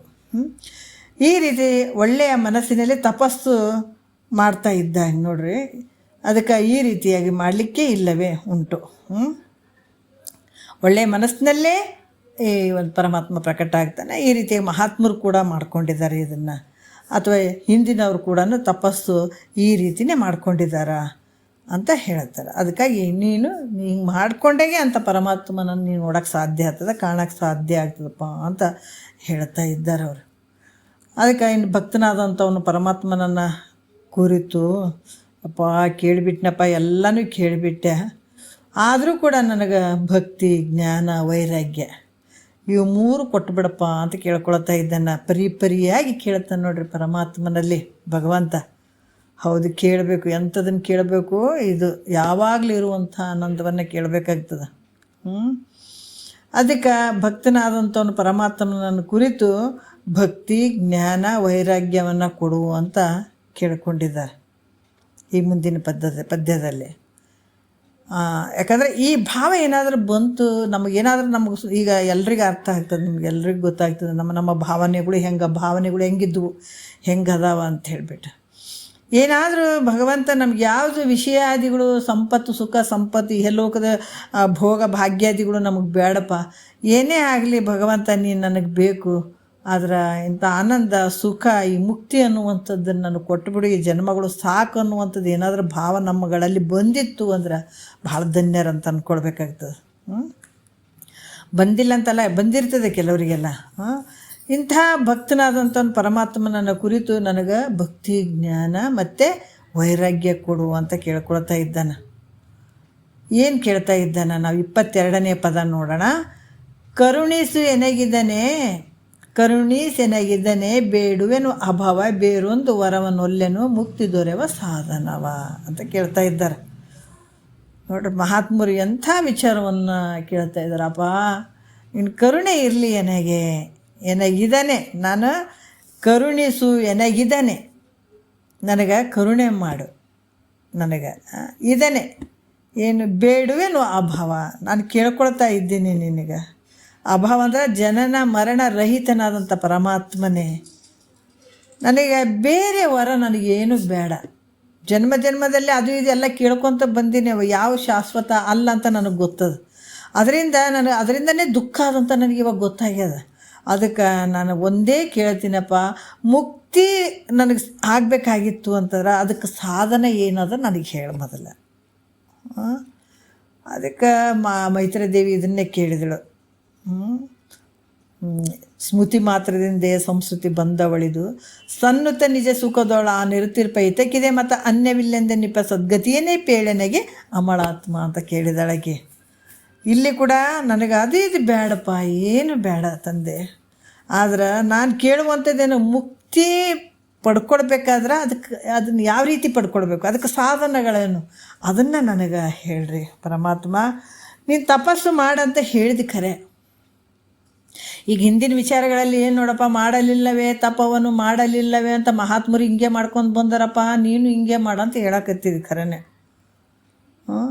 ಯಾಕಂತಂದ್ರೆ ಈ ತಪಸ್ಸು ಮಾಡೋದು ಇದೇ ರೀತಿ ಮಾಡಂತ ನೀನು ಅವನ್ನೆಲ್ಲ ಹೇಳ್ಕೊಂಡು ಬಂದಿದೆ. ಆದರೆ ತಪಸ್ಸಿನ ಫಲವಾಗಿದ್ದಂಥ ಇಹಲೋಕದ ಭೋಗ ಭಾಗ್ಯಗಳೇ ಆಗಲಿ ಅಥವಾ ಪರಲೋಕದ ಸುಖ ಸಂಪತ್ತುಗಳೇ ಆಗಲಿ ಇವು ನನಗೆ ಯಾವ ಬೇಕಾಗಿಲ್ಲ. ನನಗೇನಂದ್ರೆ ಇಹದಲ್ಲಿರುವಂಥ ಭೋಗ ಭಾಗ್ಯಗಳು ನನಗೆ ಬೇಡ. ಮುಂದಿನ ಜನ್ಮದಲ್ಲಿ ನೋಡ್ರಿ ಎಂಥ ಒಂದು ಅದ್ಭುತ ಒಂದು ವಿಚಾರ ನೆನಪಿಗೆ ಬರ್ತದೆ. ಅದು ಈಗ ಮೊದಲು ಹೇಳೀವಿ, ಇದು ದೃಷ್ಟಾಂತ ಹೇಳೀವಿ. ಯಾವ ರೀತಿ ಅಂತಂದ್ರೆ ಪರಮಾತ್ಮ ಪಾರ್ವತಿ ಆಕಾಶದಲ್ಲಿ ಹೋಗ್ತಾ ಇರ್ಬೇಕಾದ್ರೆ ಕೆಳಗಡೆ ಒಬ್ಬ ವ್ಯಕ್ತಿ ಭಜನೆ ಮಾಡ್ತಿದ್ದ ಕೂತ್ಕೊಂಡು. ಪರಿವೇ ಇರಲಿಲ್ಲ ತಗ. ಎಲ್ಲಕ್ಕಿಂತ ಭಾಳಷ್ಟು ಆನಂದ ಕೊಡುವಂಥದ್ದು ನೋಡ್ರಿ ಇವೆಲ್ಲ ಭಗವಂತನ ಸ್ಮರಣೆ. ಅವೆಲ್ಲ ಭಾಳ ತನ್ಮಯನಾಗಿ ಪರವಶನಾಗಿ ಭಜನೆ ಮಾಡ್ತಿದ್ದ, ಅರಿವಿರಲಿಲ್ಲ. ಮೈ ಮೇಲೆ ಬಟ್ಟೆಗಳು ಭಾಳಷ್ಟು ಒಂಥರ ಇದ್ದಿದ್ದು, ಹಳೇವಾಗಿದ್ದವು. ಪಾರ್ವತಿ ಕೇಳಿದಳು, ಈತ ಯಾರಲ್ಲಿ ಕುಂತದ್ದು ಏನೋ ಮಾಡಾಕತ್ತೇನಲ್ಲ ಅಂದಳು. ಆತ ನನ್ನ ಭಕ್ತ ಅದನ, ನನ್ನ ಸ್ಮರಣೆ ಮಾಡಾಕತ್ತೇನ ಅಂತಂದಳಿಗೆ. ಹೌದಾ, ಅಂಥ ಭಕ್ತ ನಿಜ ಭಕ್ತನೇ ಅದ ನಾನು ಅಂತಂದಳು. ಹೌದು ಅಂತಂದೆ. ಆಯ್ತು, ಟಕ್ಕದ ಪರಮೇಶ್ವರ ಬಾಜು ಕೂತ್ಕೊಂಡಾಗ ಇಳಿದ ಬಿಟ್ಟಳು ಕೆಳಗಡೆ ಇಳಿದ್ಬಿಟ್ಟು ನಿಗಿ ನಿಗಿ ನಿಗಿ ನಿಗಿ ಲಕ್ಷ್ಮೀ ದೇವಿ ಅವತಾರ ಆಗೊಂಡು ನಿಗಿ ನಿಗಿ ನಿಗಿ ನಿಗಿ ಅಂತ ನಿಂತು ಬಿಟ್ಟಳು. ಪ್ರಕಾಶತೆ, ಕಣ್ಣು ಮುಚ್ಕೊಂಡು ಹಾಡ್ತಿದ್ದ. ಹಿಂಗೆ ನೋಡಿದ್ರೆ ಬೆಳಕು ಕಂಡಂಗಾಯ್ತು. ಕಣ್ಣು ಮುಚ್ಚಿದಾಗ ಬೆಳಕು ಕಂಡಂಗಾಯ್ತು ಅಂದ್ರೆ ಮತ್ತೆ ಎದುರುಗಡೆ ಎಷ್ಟು ಬೆಳಕಿರ್ಬೋದು ಆಕಿದು. ಕಣ್ಣು ತೆಗೆದ, ದೇವಿ ಅವ್ವ ತಾಯಿ ಅಂತೇಳಿ ಉದ್ದಕ್ಕೆ ಸಾಷ್ಟಾಂಗ ನಮಸ್ಕಾರ ಮಾಡ್ದೆ. ಭಾಳ ಖುಷಿಯಿಂದ ಇದ್ದಳಕಿ. ಭಕ್ತ, ನಿನಗೇನು ಬೇಕು ಹೇಳಪ್ಪ, ಎಲ್ಲನೂ ಕೊಟ್ಬಿಡ್ತೀನಿ. ನೀ ಏನು ಕೇಳ್ತಿ, ಭೋಗ ಭಾಗ್ಯಾದಿಗಳು ಏನು ಕೇಳ್ತಿ ಕೇಳಿ ಕೊಡ್ತೀನಿ ಅಂತಂದಳಾಕೆ. ಆತ ಎಲ್ಲ ಸುಮ್ಮನೆ ಆಕೆ ಏನೇನು ಹೇಳ್ತೆ ಎಲ್ಲ ಕೇಳ್ದ, ತಲೆ ಅಲ್ಲಾಡಿಸಿದ. ಕೊನೆಗೆ ನಮಸ್ಕಾರ ಮಾಡಿ, ಯವ್ವ ತಾಯಿ ನೀ ಏನೇನೋ ಕೊಡ್ತೀನಿ ಅಂತಂದೆ ಅಲ್ಲ, ಅದೆಲ್ಲ ನನಗೆ ಭಾಳ ಸಂತೋಷ ಆಯಿತು. ಆದ್ರೆ ಒಂದು ಕೇಳ್ತೀನಿ ನಿನಗೆ ಅಂತಂದಳು. ಏನದು ಅಂದಳು. ಏನೋ ಕೇಳ್ತಾನಂತ ಖುಷಿಯಾಗಿದ್ದಳಾಕೆ. ಆವಾಗ ನಾ ಕೇಳ್ತೀನಿ ನಾನೊಂದು ಕೇಳ್ತೀನಿ. ಅದು ಏನು, ಭಾಳ ಒಂದು ಒಳ್ಳೆ ಮಾತು ಹೇಳ್ತಾನೆ. ನೀವು ಇವತ್ತು ದರ್ಶನ ಕೊಟ್ಟಿಯಲ್ಲ ತಾಯಿ, ನನಗೆ ಇನ್ನೊಂದು ದರ್ಶನ ಕೊಡಬೇಡ ಅಂತಂದ ನೋಡ್ರಿ. ಇನ್ನು ಬೇಡ ನನಗೆ, ಯಾಕಂದ್ರೆ ಈಗ ನನ್ನ ಅಪ್ಪನ ಸ್ಮರಣೆ ಮಾಡಾಕತ್ತೀನಿ. ಅಪ್ಪಂದು ಸ್ತುತಿ ಮಾಡಾಕತ್ತೀನಿ, ಹಾಡಾಡಕತ್ತೀನಿ ತಾಯಿ, ನನಗಿಷ್ಟು ಸಾಕು. ಯಾಕಂದ್ರೆ ನೀನೇನಾದ್ರೂ ಬಂದು ಏನಾದ್ರೂ ನನಗೆ ಕೊಟ್ಟು ಅಂತಂದ್ರೆ ಇಟ್ಟು ಭಕ್ತಿ ಮಾಡೋದು, ಇಟ್ಟು ಭಜನೆ ಮಾಡೋದು, ಇಟ್ಟು ಸ್ತುತಿ ಮಾಡೋದು ಹೋಗ್ಬಿಡ್ತದ ನನ್ನ ಬಲ್ಲಿ. ಅದಕ್ಕೆ ನೀನು ಕೈ ಮುಗಿತೀನಿ ತಾಯಿ, ಬೇಡ ಅಂದನಂತ ನೋಡ್ರಿ. ಅಂದಾಗ ಸಪ್ಪೆ ಮೋರೆ ಹಾಕ್ಕೊಂಡ್ಳು, ಬಂದು ಪರಮಾತ್ಮನ ಬಾಜು ಕೂತ್ಕೊಂಡ್ಳು. ಏನಾಯಿತು ಅಂತ ಕೇಳಿದೆ ಪರಮಾತ್ಮ. ಹೌದು, ನೀ ಹೇಳಿದ್ದು ನಿಜ ಅದ. ಎಂಥ ಭೋಗ ಭಾಗ್ಯಾದಿಗಳು ಕೊಡ್ತೀನಿ ಅಂದ್ರೂ ಕೂಡ ಆತ ಬೇಡ ಅಂದ. ಆತ ನಿಜ ಭಕ್ತ ಅದನ ಅಂತ ಹೇಳಿದವಂತ ನೋಡ್ರಿ. ಹಂಗೆ ಮಹಾತ್ಮರಿ ಎಂಥೆಂಥದ್ದು ಈ ಜಗತ್ತಿನಾಗ ಏನು ರೀ, ಎಂಥ ಒಂದು ಶ್ರೀಮಂತರ ರಾಜ ನಾವು ನಿಜಗೊಂಡ್ರದ ನೋಡಬೇಕು. ಇವತ್ತು ನಿಜಗೊಂಡ್ರೆ ಒಂದು ರಾಜ್ಯವನ್ನು ತ್ಯಾಗ ಮಾಡಿ ಇಂಥ ಸಾಧನೆ ಮಾಡಲಿಲ್ಲ ಅಂದ್ರೆ ನಾವೆಲ್ಲರೂ ಇಂಥ ಆನಂದವನ್ನು ಪಡ್ಕೊಳಕ್ಕೆ ಸಾಧ್ಯ ಆಗ್ತಿರ್ಲಿಲ್ಲ. ಯಾರು ನಮ್ಮ ಕರ್ನಾಟಕದ ಒಂದು ಮುಮುಕ್ಷಿಗಳು, ಬೇಕಾದಷ್ಟು ಮುಮುಕ್ಷಿಗಳು ಮಹಾತ್ಮರಾಗಿಬಿಟ್ಟಿದ್ದಾರೆ. ಇವತ್ತು ನಿಜಗುಣರ ವಾಕ್ಯಗಳಿಂದ ಮುಕ್ತರೇ ಆಗಿಬಿಟ್ಟಿದ್ದಾರೆ. ನಿಜಗುಂಡ್ರ ದಾರಿ ಹೇಳಿದಂಥ ದಾರಿಯನ್ನು ಯಾರು ಹಿಡಿತಾರ ಅವರು ಅದಕ್ಕೆ ಹೇಳ್ತಾರೆ, ಪರಮಾತ್ಮನನ್ನು ತಿಳಿಲಿಕ್ಕೆ ಹೋದವ ಪರಮಾತ್ಮನೇ ಆಗಕ್ಕೆ ಸಾಧ್ಯ ಅದಿಲ್ಲಿ. ಏನು ನಡೆದ, ಪರಮಾತ್ಮನನ್ನು ತಿಳ್ಕೊಳಕ್ಕೆ ಹೋದಂಥವ್ರು ಪರಮಾತ್ಮ ಆಗಲೇಬೇಕಿಲ್ಲಿ. ಯಾಕಿದು ನಿಜಗುಂಡ್ರದ್ದು ಇಷ್ಟು ಒಂದು ಉತ್ಕೃಷ್ಟವಾದಂಥ ಗ್ರಂಥ ಅಂತ ಮಹಾತ್ಮರು ಹೇಳ್ತಾರೆ. ಇದನ್ನು ಯಾಕೆ ಹೇಳ್ತಾರೆ ಅಂತಂದ್ರೆ, ನಿಜಗುಂಡ್ರು ಈ ಗ್ರಂಥದಲ್ಲೇ ಅಡಕವಾಗಿದ್ದಾರೆ ಅಂತಲೂ ಹೇಳ್ಬೋದು. ಮತ್ತು ಅವ್ರ ಸಂಕಲ್ಪ ಕೂಡ ಐತೆ.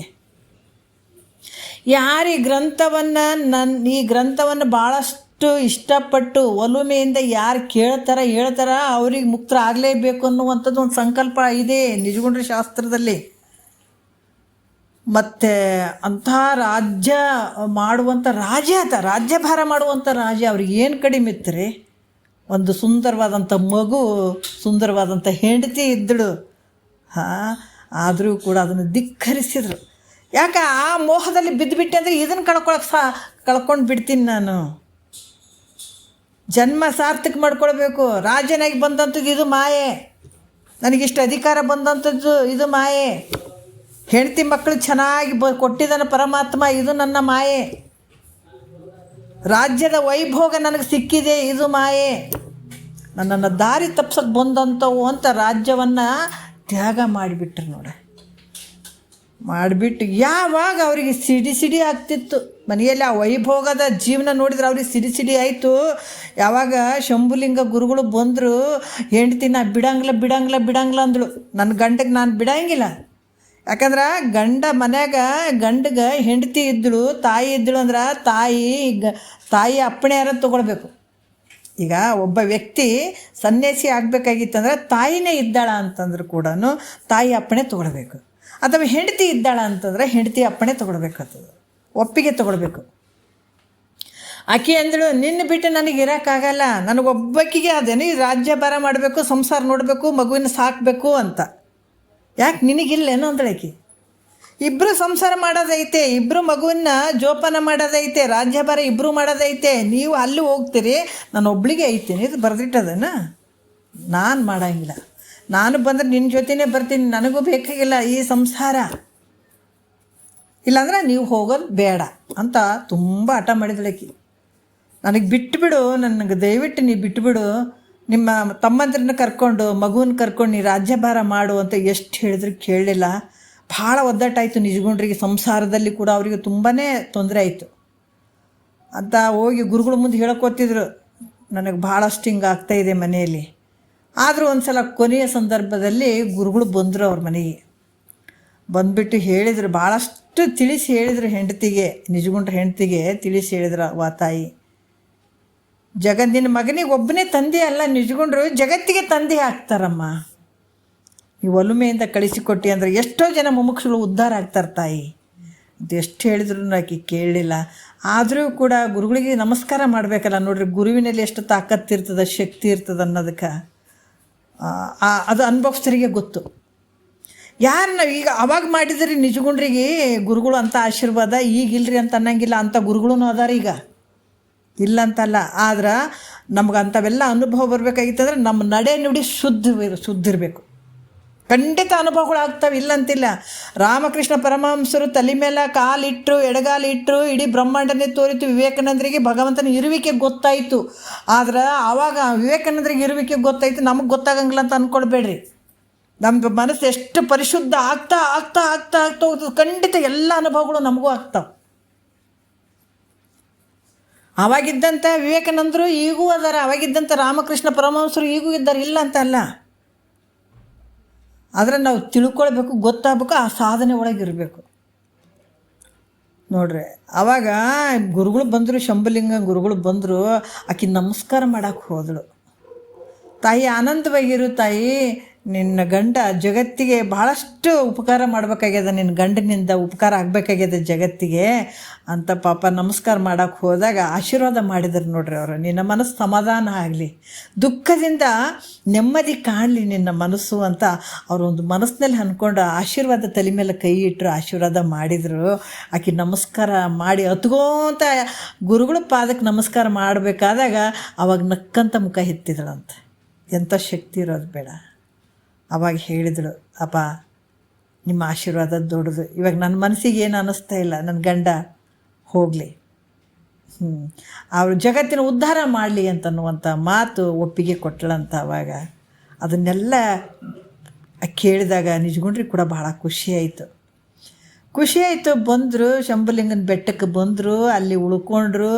ರಾತ್ರಿ ನೋಡ್ರಿ, ಬೆಳದಿಂಗಳ ರಾತ್ರಿ ಮಲಗಬೇಕು. ಇನ್ನುವರೆಗೂ ನಾವು ಅಲ್ಲಿ ಬೆಟ್ಟ ಅಂದ್ರೆ ದೊಡ್ಡ ಬೆಟ್ಟ ಅಂತ ತಿಳ್ಕೊಂಡಿದ್ದೀವಿ, ಶಂಭುಲಿಂಗನ ಬೆಟ್ಟ.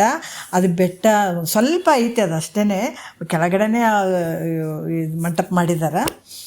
ಅಲ್ಲಿ ಈಶ್ವರನ ಗುಡಿ ಐತಲ್ಲಿ, ನಿಜಗುಂಡ್ರ ಮನೆ ದೇವರು ಈಶ್ವರನ ಗುಡಿ ಅದು. ಅಲ್ಲಿ ಕೆಲವು ದೇವಸ್ಥಾನ, ವೀರಭದ್ರ ದೇವಸ್ಥಾನ ಮತ್ತು ಗವಿನೂ ಐತ್ರಿ ಅಲ್ಲಿ. ಅಲ್ಲಿ ಈಶ್ವರನ ಗುಡಿ ಹತ್ರ ಮೇಲ್ಗಡೆ ಒಂದು ಸ್ವಲ್ಪ ಗವಿ ಐತೆ. ಅಲ್ಲಿ ಎಲ್ಲ ಮಹಾತ್ಮರೆಲ್ಲ ತಪಸ್ಸು ಮಾಡಿದ್ದು. ಅಪ್ಪಾಜಿ ಸಿದ್ದೇಶ್ವರ ಅಪ್ಪಾಜಿ ಕೂಡ ಅಲ್ಲಿ ತಪಸ್ಸು ಮಾಡಿದಾರಂತ. ಅಲ್ಲಿ ತುಂಬ ದಿವಸ ಅಲ್ಲಿ ಧ್ಯಾನ ಅದೆಲ್ಲ ಮಾಡಿದಾರಂತ. ಒಂದು ತಿಂಗಳನ್ಗಟ್ಲೆ ಅಲ್ಲಿ ಶಂಭುಲಿಂಗನ ಬೆಟ್ಟದಾಗ ಇದ್ದರು ಅಪ್ಪಾಜಿ ಇದ್ದು. ಯಾಕಂದರೆ ಇದು ಕುಮಾರ್ ನಿಜಗುಂಡ್ರ ತಾತರು ಹೇಳಿದ್ದು ನಮಗೆ. ಮೊದಲೆಲ್ಲ ಕುಮಾರ್ ನಿಜಗುಂಡ್ರ ತಾತವರು ಮತ್ತು ಸಿದ್ದೇಶ್ವರ ಅಪ್ಪಾಜಿ ಒಂದೇ ಕಡೆ ಇದ್ದರು ಅಂತ. ಒಂದು ತಿಂಗಳು 2 ತಿಂಗಳು ಅಲ್ಲೇ ಇದ್ರಂತ ಅಪ್ಪಾಜಿ. ಇದ್ದಾಗ ಆ ಗವಿ ಒಳಗೆ ಕೂತ್ಕೊಂಡು ಅವರು ಕೂಡ ಧ್ಯಾನ ಅದೆಲ್ಲ ಮಾಡಿದ್ದಾರೆ. ಅದೆಲ್ಲ ನೋಡೋಕ್ಕೆ ಸಾಧ್ಯ ಅದು ನಮ್ಗೆ. ಅಲ್ಲಿ ಈ ಈಶ್ವರ ಗುಡಿ ಮುಂದ್ಗಡೆ ಬೈಲ್ ಐತೆಲ್ಲ, ಬೈಲ್ನಾಗ ಇವ್ರ ಮಂತ್ರಿ ಮಹಾಂತಪ್ಪ ಮತ್ತು ನಿಜಗುಂಡ್ರು ಮಲಗಿದ್ರಂತ. ಹಿಂಗೆ ಮಲಗಿದಾಗ ಹಿಂಗೆ ತಲೆ ತುಂಬ ಕೈ ಹಿಂಗೆ ಇಟ್ಕೊಂಡು ಹಿಂಗೆ ಮಲಗಿ ಆಕಾಶ ನೋಡಿದ್ರಂತ. ಎಲ್ಲ ಭಾರವನ್ನು ಕಳ್ಕೊಂಡೆ. ಆ ನೆಲನೇ ಹಾಸಿಗೆ ನೆಲನೇ ಹಾಸಿಗೆ ಆಕಾಶನೇ ಒದಿಕೆ ಅನಿಸಿ ಆನಂದ ಆಗಿತ್ತಂತ ನಿಜಗುಂಡ್ರಿಗೆ. ಎಂಥ ಒಂದು ಅದ್ಭುತ ರೀ. ಅದಕ್ಕೆ ಅದನ್ನೆಲ್ಲ ತ್ಯಾಗ ಮಾಡಿದರು, ದೊಡ್ಡ ಆನಂದವನ್ನು ಪಡ್ಕೊಂಡ್ರು. ಇವತ್ತು ಕನ್ನಡದಲ್ಲಿ ಮುಮುಕ್ಷಿಗಳಿಗೆ ಆಸ್ತಿ ಆಗಿದಾರ ನಿಜಗುಂಡ್ರು. ಇವತ್ತು ನಮ್ಗೆ ಇವೆಲ್ಲ ವೇದ ಉಪನಿಷತ್ತುಗಳು ತಿಳ್ಕೊಳಕ್ಕೆ ಸಾಧ್ಯ ಆಗ್ತಿತ್ತು ಅಂದ್ರೆ ಸಾಧ್ಯ ಆಗ್ತಿರ್ಲಿಲ್ಲ. ಮತ್ತು ಇವು ಕನ್ನಡನೇ ನಮಗೆ ಕರೆಕ್ಟಾಗಿ ನಿಜಗುಂಡ್ರು ಹೇಳಿದಂಥವು ಹಳೆಗನ್ನಡ ನೋಡಿರಿ, ನಮ್ಗೆ 5-6 ತಿಂಗಳ ತನಕ ನಮ್ಗೆ ನೋಡೋಕ್ಕಾಗಿಲ್ಲ, ಓದೋಕ್ಕೆ ಬಂದಿಲ್ಲ ನನಗೆ. ಫಸ್ಟು ಓದಾಗ ನಾವು ಈ ಕೆಲವು ವಿಚಾರಗಳು ಬಂದಾಗ್ಬಿಡ್ತಾವೆ ನೋಡ್ರಿ, ಹೇಳಬೇಕು ಅನ್ನಿಸ್ತದ. ಗ್ರಂಥವನ್ನು ಮುಂದೆ ಇಟ್ಕೊಂಡೀವಿ, ಏನು ಹೇಳಕತ್ತಾರಪ್ಪ, ಇದು ಹೆಂಗೆ ಬಿಡಿಸಿ ಓದಬೇಕು, ಇದು ಬರನೇ ಒಲ್ದಲ್ಲ, ತಾತವ್ರು ಎಷ್ಟು ಫೈನ್ ಹೇಳ್ತಾರಲ್ಲ, ನಮ್ಗೆ ಯಾಕೆ ಬರ್ತಾ ಇಲ್ಲ ಅಂತ ತುಂಬ ಸಲ ನೋಡಿದ್ದೀನಿ. ನನಗೆ ಬಿಡಿಸಿ ಓದೋಕ್ಕೆ ಬಂದಿಲ್ಲ ಎಷ್ಟೋ ದಿವಸ. ಅದು ಗುರುಕರ್ಣೆಯಿಂದನೇ ಬಂತು ಅದನ್ನು ಕೂಡ. ಅದಕ್ಕೆ ಕನ್ನಡ ಕೂಡ ನಮ್ಗೆ ಅರ್ಥನೂ ಆಗ್ತಿರ್ಲಿಲ್ಲ, ಅದು ಬಿಡಿಸಿ ಓದೋಕ್ಕೂ ಬರಲಾರ್ದಂಥ ನಿಜಗುಂಡ್ರದ್ದು ವಿಚಾರಗಳು. ಅದಕ್ಕೆ ಇಲ್ಲಿ ಕೂಡ ನಮ್ಗೆ ಅದೇ ರೂಪವಾಗಿ ಸಿದ್ಧಾರೂಢರ ಗುರುಗಳು, ಅದೇ ರೂಪವಾಗಿ ನಮಗೆ ದೊಡ್ಡ ಶಿವಪುತ್ರಪ್ಪ ಗುರುಗಳು ಅದನ್ನು ನಿಜಗುಂಡ್ರ ಒಂದು ರೂಪಗಳೇ ಇವೆಲ್ಲ, ಬೇರೆ ಏನಿಲ್ಲ ಇಲ್ಲಿ. ಮತ್ತು ಸುಲಿದ ಬಾಳೆಹಣ್ಣಿನ ಥರ ಈ ದೊಡ್ಡ ಶಿವಪುತ್ರಪ್ಪ ಗುರುಗಳು, ಆರೂಢ ಜ್ಯೋತಿ ಶಿವಪುತ್ರಪ್ಪ ಗುರುಗಳು ಇದನ್ನೆಲ್ಲ ನೀಟಾಗಿ ಬರೆದು ನಮ್ಮೆಲ್ಲರಿಗೆ ತಿನ್ನಿಸ್ತಾ ಇದ್ದಾರೆ ನೋಡ್ರಿ. ಸಾಮಾನ್ಯ ಕೆಲಸ ಅಲ್ಲ ಇದು, ಅಂಥವ್ರು ಒಂದು ತ್ಯಾಗ. ಅದಕ್ಕೆ ಇಲ್ಲಿ ಕೂಡ ಭಾಳಷ್ಟು ವಿಚಾರಗಳನ್ನು ಹೇಳ್ತಾ ಇದ್ದಾರಪ್ಪ. ನನಗೆ ಈಗ ಹೇಳ್ತಾ ಇದ್ದಾರ, ಇಹಲೋಕದ ಭಾಗ್ಯಗಳೇ ಆಗಲಿ ಅಥವಾ ಪರಲೋಕದ ಸುಖ ಸಂಪತ್ತುಗಳೇ ಆಗಲಿ ಇವು ನನಗೆ ಯಾವೂ ಬೇಕಾಗಿಲ್ಲ. ಎಂಥ ಮಾತ್ರ ಇದೆ. ಇವ್ಯಾವ ಬೇಕಾಗಿಲ್ಲ, ಆದ್ರೆ ಮೋಕ್ಷಕ್ಕೆ ಸಾಧನವಾಗಿರುವಂಥವು ಯಾವದ?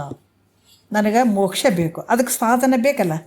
ಅದಕ್ಕೆ ಸಾಧನವಾದಂಥವು ಏನದಾವ, ಅದು ಈ ಮೋಕ್ಷಕ್ಕೆ ಸಾಧನ ಆದಂಥವು ಯಾವ? ಜ್ಞಾನ, ಭಕ್ತಿ, ವೈರಾಗ್ಯ. ಇವುಗಳನ್ನು ಕೃಪೆ ಮಾಡಪ್ಪ ಅಂತ ಭಕ್ತನಾದಂಥವ ಪರಮಾತ್ಮನನ್ನು ಕೇಳ್ತಾ ಇದ್ದಾನೆ ನೋಡ್ರಿ. ಅದಕ್ಕೆ ಇಲ್ಲಿ ಕೂಡ 1ನೇ ನುಡಿಯಲ್ಲಿ ಏನು ಕೇಳ್ಕೊಳ್ತಾ ಇದ್ದಾನ, ಭಕ್ತಿಯನ್ನು ಕೊಡೋ ಅಂತ ಮೊದಲು ಕೇಳ್ಕೊಳ್ತಾ ಇದ್ದಾನೆ. ಮೊದಲು ಭಕ್ತಿ ಮತ್ತು ಜ್ಞಾನ, ವೈರಾಗ್ಯ ಇವು 3 ಕೇಳ್ತಾ ಇದ್ದಾನತ.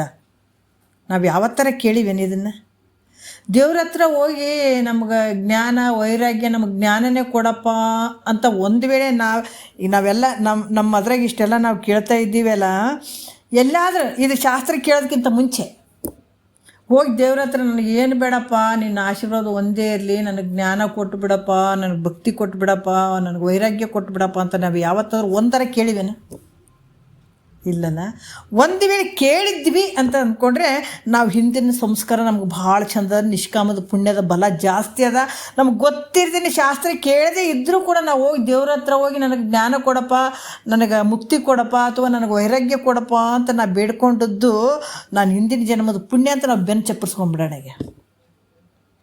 ಯಾರಾದರೂ ಮಾಡೀವಿ ನಂಗೆ ಮಾಡಿದರೆ ಬೆನ್ನು ಚಪ್ಪರಿಸ್ಕೊಳ್ಳೋಣ, ಅದು ಒಳ್ಳೆಯದು. ಅದಕ್ಕೆ ಇಲ್ಲಿ ಹೇಳ್ತಾ ಇದ್ದಾರೆ, ನನಗೆ ಭಕ್ತಿಯನ್ನು ಕೊಡು ಅಂತ ಹೇಳ್ತಾರೆ. ಮಾಮೂಲಿ ಭಕ್ತಿಗಳು ಮಾಡ್ತೀವಿ ನಾವು, ಎಂತೆಂಥ ಭಕ್ತಿ ಮಾಡ್ತೀವಿ ಅಂತಂದ್ರೆ ಗೊತ್ತದ ನಮಗೆ. ಅದೇ ಮನ್ಯಾಗ ಒಂದಿಟ್ಟು ಪೂಜೆ ಮಾಡಿದ್ರೆ ಹೆಚ್ಚು ಕಮ್ಮಿ ನಮಗೆ ಜಾಸ್ತಿ ಟೈಮ್ ತೊಗೊಳ್ಬಾರ್ದು, ಇಂಥವೆಲ್ಲ ಮಾಮೂಲಿ ಇರ್ತಾವೆ. ಅದ್ರ ನಿಜ ಭಕ್ತಿ, ಮಾಮೂಲಿ ಭಕ್ತಿ ಬೇರೆ, ನಿಜ ಭಕ್ತಿ ಬೇರೆ. ಅದ್ರಾಗ ಮಾಮೂಲಿ ಭಕ್ತಿಗಳೇ ಮಾಡುವಂಥವ್ರು ನಾವು. ನಿಜ ಭಕ್ತಿ ಯಾವುದು ಅಂತ ಮಹಾತ್ಮರು ತಿಳಿಸ್ತಾರೆ. ಏನು? ಆವ ಕಾಲದೋಳು ಬಳಿಕ ಆವ ದೇಶದೋಳು ಬೇರಾವ ವಸ್ತುವಿನೋಳು ಒಡೆವರೇ ಅದತಿ ಮಮತೆ, ಆವ ಪರಿಯೋಳು ತನ್ನ ಮೇಲಿರ್ಪುದಂತೆ ಗುರು ದೇವತೆಯೋಳು ಅನುರಾಗ ವಿಹುದೆ ನಿಜ ಭಕ್ತಿ. ನೋಡ್ರಿ ಇಲ್ಲಿ ಏನು ಹೇಳಿದಾರ, ಆವ ಕಾಲದೋಳು ಯಾವ ಸಮಯವೇ ಆಗಲಿ, ಮತ್ತು ಆವ ದೇಶದೋಳು ಯಾವ ದೇಶದಲ್ಲಿಯೇ ಆಗಲಿ, ಮತ್ತು ಯಾವ ವಸ್ತುವಿನೋಳು ಯಾವ ಪದಾರ್ಥದಲ್ಲಿಯೇ ಆಗಲಿ ಕೂಡದೇ ಇರುವಂಥದ್ದು ಹೆಚ್ಚಾದ ಪ್ರೇಮ ಏನು ಇರ್ತದಲ್ಲ, ಅದು ತನ್ನ ಮೇಲೆ ಜಾಸ್ತಿ ಇರುವಂಥದ್ದು. ಅದ್ರಂಗೆ ದೇವ್ರ ಮೇಲೆ ಮತ್ತು ಗುರುವಿನ ಮೇಲೆ ಭಕ್ತಿ ಕೊಡಪ್ಪ ಅಂತ ಕೇಳ್ತಾರೆ ಅವರು. ನೋಡ್ರಿ, ಮನುಷ್ಯನಿಗೆ ನೋಡ್ರಿ ಈ ಕಾಲಗಳಲ್ಲಿ ಪ್ರೇಮ ಇರ್ತದೆ, ಭಾಳ ಪ್ರೀತಿ ಇರ್ತದೆ. ಈಗ ಉದಾಹರಣೆ ನಾವು ಅಂದಾಗ ಕಾಲಗಳು, ಶಿವರಾತ್ರಿ ಅಂತೀವಿ, ಶಿವರಾತ್ರಿ ಕಾಲ ಅಂತೀವಿ, ಈ ಗ್ರಹಣ ಕಾಲ ಆಮೇಲೆ ಶ್ರಾವಣ ಮಾಸದಲ್ಲಿ ಶ್ರಾವಣ ಕಾಲದಾಗ, ಈ ಶಿವರಾತ್ರಿ ಕಾಲದಾಗ ಬಾಲ್ಯ, ಯೌವನ, ಮುಪ್ಪು, ಈ ಮೊದಲಾದ ಇವೆಲ್ಲ ಕಾಲಗಳಲ್ಲಿ ಪ್ರೇಮ ಇರ್ತದೆ ಮನುಷ್ಯನಿಗೆ. ಇವೆಲ್ಲದ್ರ ಮೇಲೆ ನಮಗೆ ಪ್ರೇಮ ಇದ್ದೇ ಇರ್ತದೆ. ಆ ಕಾಲಗಳು ಬಂದು ಹೋದ್ಮೇಲೆ ಅವುಗಳಲ್ಲಿರ್ತಕ್ಕಂಥ ಪ್ರೇಮ ಏನಾಗ್ತದೆ, ಕೆಟ್ಟು ಹೋಗ್ತದೆ. ಅಂದರೆ ಶಿವರಾತ್ರಿ ಕಾಲದಲ್ಲಿದ್ದಂಥ ಪ್ರೇಮ ಶ್ರಾವಣ ಕಾಲದಲ್ಲಿ ಇರೋಂಗಿಲ್ಲ. ಶಿವರಾತ್ರಿದಲ್ಲಿರುವಂಥದ್ದು ಏನೋ ಒಂದು ಆ ಟೈಮ್ನಲ್ಲಿರುವಂಥ ಪ್ರೇಮ ಶ್ರಾವಣ ಮಾಸದಲ್ಲಿ ಇರೋಂಗಿಲ್ಲ. ಶ್ರಾವಣ ಕಾಲದಲ್ಲಿದ್ದಂಥ ಪ್ರೇಮ ಗ್ರಹಣ ಕಾಲದಲ್ಲಿ ಇರೋಂಗಿಲ್ಲ. ಈ ರೀತಿ ಕಾಲಗಳಲ್ಲಿದ್ದಂಥ ಪ್ರೇಮ ಒಂದು ಅದೇ ಟೈಮ್ನಲ್ಲಿ ನಮಗೆ ಭಾಳಷ್ಟು ಪ್ರೇಮ ಇರ್ತದಲ್ಲ, ಅದು ಬದಲಾವಣೆ ಆದಂಗೆ ನಮ್ಮ ಮನಸ್ಸು ಕೂಡ ಅಲ್ಲಿ ವ್ಯತ್ಯಾಸಗಳು ಆಗ್ತಾವೆ, ಬದಲಾವಣೆ ಆಗ್ತಾವೆ. ಆದ್ರೆ ತನ್ನ ದೇಹದ ಮೇಲೆ ಇರುವಂಥ ಪ್ರೇಮ ಯಾವ ಕಾಲದಲ್ಲಿ ಕೆಡಂಗಿಲ್ಲ ನೋಡ್ರಿ, ಹೌದಲ್ಲ. ಒಂದ್ರ ಮೇಲೆ ಪ್ರೇಮ ಇರ್ತದೆ, ಇನ್ನೊಂದ್ರ ಮೇಲೆ ಅದು ಕಾಲಗಳಲ್ಲಿ ನಾವು ವ್ಯತ್ಯಾಸ ಆಗ್ತದೆ.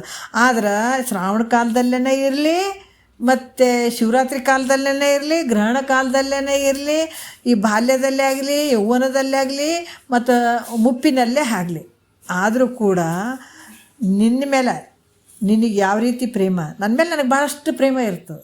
ಯಾವತ್ತಾದ್ರು ವ್ಯತ್ಯಾಸ ಮಾಡಿ ನಾನು ಶ್ರಾವಣದಾಗ ಏನಾದರೂ ನಾನು ಅಲಕ್ಷ್ಯ ಮಾಡ್ಕೊಂಡಿದ್ದೀನಿ ಅಥವಾ ಯಾವುದು ಏನಾದರೂ ಒಂದು ಉದಾಸೀನ ಭಾವ ಮಾಡೀನಿ ಅನ್ನೋದ್ರಲ್ಲಿ ನನ್ನ ಮೇಲೆ ನನಗೆ ಭಾಳ ಪ್ರೀತಿ, ಶರೀರದ ಮೇಲೆ ಭಾಳ ಪ್ರೀತಿ ಇರುವಂಥದ್ದು, ಯಾವ ಟೈಮಿಗೂ ಅದು ಕೆಟ್ಟು ಹೋಗದೇ ಇರುವಂಥದ್ದು.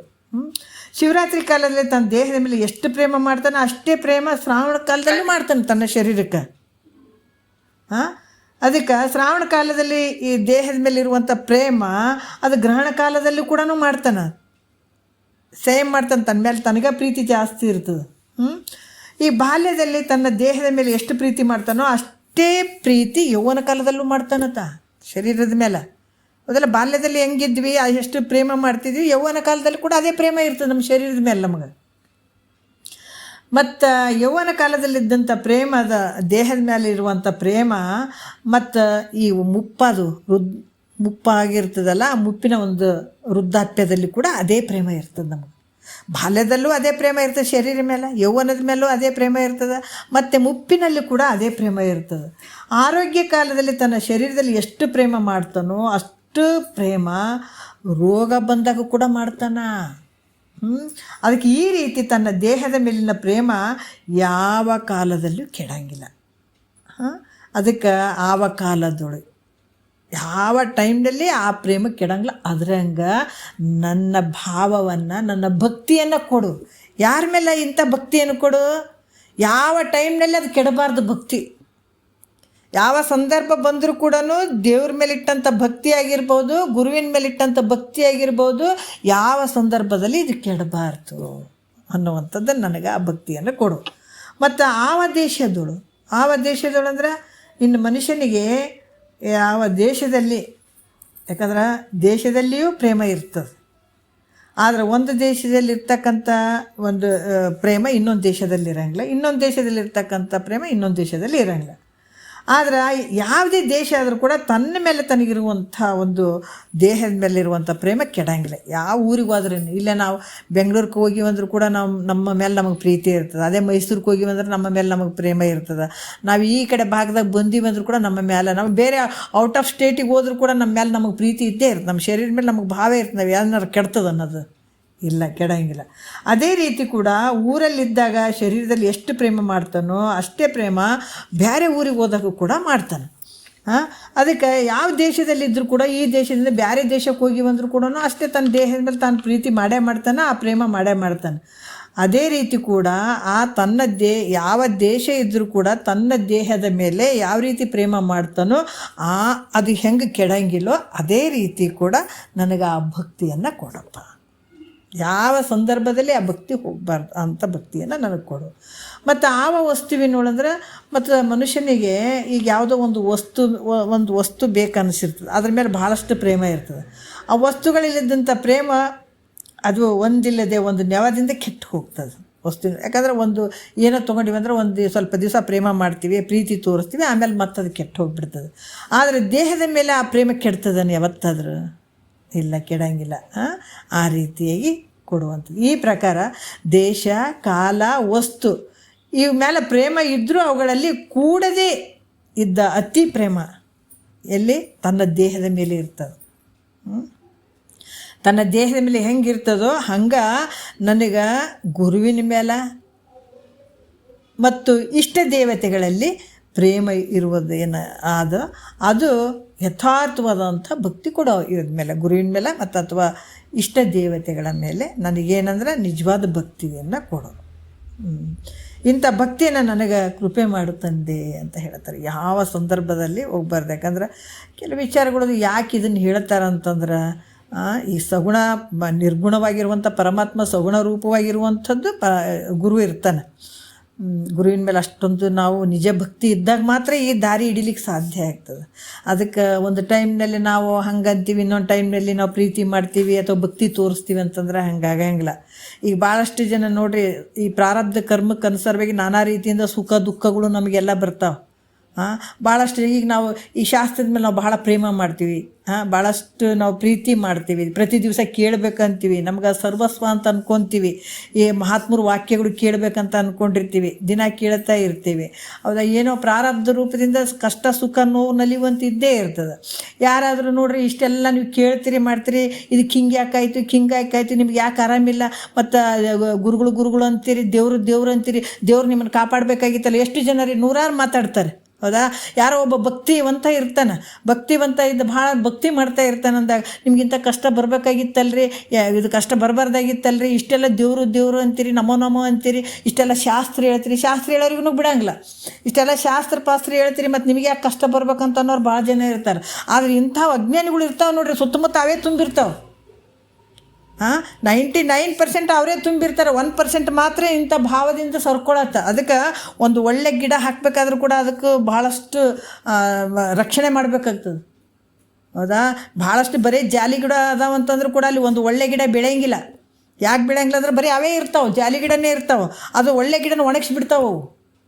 ಅದಕ್ಕೆ ಒಂದು ಒಳ್ಳೆ ಗಿಡ ಹಾಕಬೇಕಾದ್ರೆ, ಯಾಕೆ ಮನೆ ಹತ್ರ ಒಂದು ಒಳ್ಳೆ ಗಿಡ ಬೆಳಿಬೇಕಾದ್ರೆ ಅದಕ್ಕೆ ಸುತ್ತ ಬೇಲಿ ಅದೆಲ್ಲ ಹಾಕಿ ದನ ಕರುಗಳು ರಕ್ಷಣೆ ಮಾಡಬೇಕು, ಮನುಷ್ಯರಿಂದ ರಕ್ಷಣೆ ಮಾಡಬೇಕು, ಎಲ್ಲ ಪ್ರಾಣಿಗಳಿಂದ ರಕ್ಷಣೆ ಮಾಡ್ಬೇಕಂತ ಅಲ್ಲಿ ಬೇಲಿ ಗೀಲಿ ಕಟ್ಟಿ ಅದನ್ನು ದೊಡ್ಡದಾಗೋವರೆಗೂ ಮಾಡ್ತಾರೆ. ಯಾಕಂದ್ರೆ ಅದು ಒಳ್ಳೆ ಗಿಡ ಬೆಳಿಲಿಕ್ಕೆ ಬಿಡಂಗಿಲ್ಲ, ಜನನೂ ಬಿಡಂಗಿಲ್ಲ. ಕೆಲವು ಸಲ ಇವು ಪ್ರಾಣಿಗಳು ಬಿಡಂಗಿಲ್ಲ, ತಿಂದು ಹಾಕಿಬಿಡ್ತಾವಂತ ಅದನ್ನು ಬೆಳೆಸ್ಬೇಕಾಗ್ತದಲ್ಲ.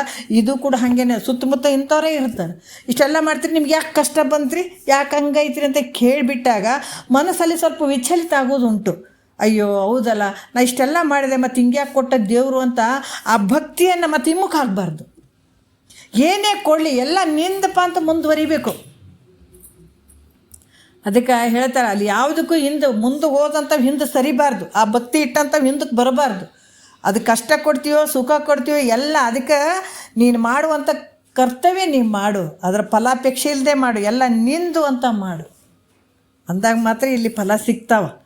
ಅದಕ್ಕೆ ಮಹಾತ್ಮರು ಮೊದಲೇ ತಿಳಿಸ್ತಾ ಇದ್ದಾರೆ, ಇಂಥವೆಲ್ಲ ಅಜ್ಞಾನಿಗಳು ಇರ್ತಾವಲ್ಲ, ಹಾಗಾಗಿ ಅವು ಹಿಂಗೆ ಅಂತಂದಾಗ ಮನಸ್ಸು ವಿಚಲಿತ ಆಗಬಾರ್ದು, ಮತ್ತು ಹಿಂದಕ್ಕೆ ಬರಬಾರ್ದು. ಹೌದಲ್ಲ, ಮತ್ತು ದೇವ್ರು ನನಗೆ ಯಾಕೆ ಹಿಂಗೆ ಮಾಡಬೇಕು, ನಾನು ನಮೋ ಅಂತಿದ್ದೆ, ಏನಾದರೂ ಆತಗೇನು ತೊಂದರೆ ಕೊಟ್ಟಿದ್ದೆ, ಆತಗೆ ನಮೋ ಅಂತಿದ್ದೆ, ಮತ್ತು ನನಗೆ ಹಿಂಗೆ ಮಾಡಿದ ಅಂತೇಳಿ ಮನಸ್ಸು ಹಿಂದಕ್ಕೆ ಬರಬಾರ್ದು. ಅದು ನಿಜ ಭಕ್ತಿ ಆಗಂಗಿಲ್ಲ.